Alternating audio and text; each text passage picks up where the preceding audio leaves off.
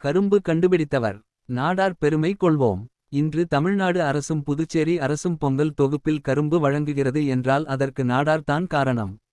வரலாறு தெரிந்து கொள்வோம். உலகம் முழுவதும் பொங்கல் கொண்டாடுகிறோம், கரும்பு சாப்பிடுகிறோம். அந்த கரும்பு எப்படி உலகிற்கு அடையாளம் காணப்பட்டது என்று நினைத்தது உண்டா?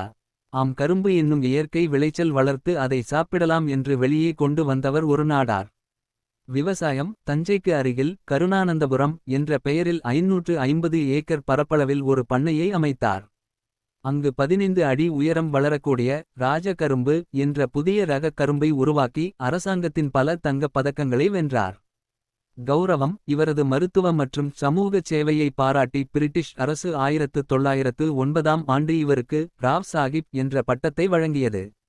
அன்றைய திருநெல்வேலி மாவட்டம் சாம்பவார் வடகரை ஊரை சேர்ந்த ஆபிரகாம் பண்டிதர் நாடார் என்பவரால் கரும்பு கண்டுபிடிக்கப்பட்டது.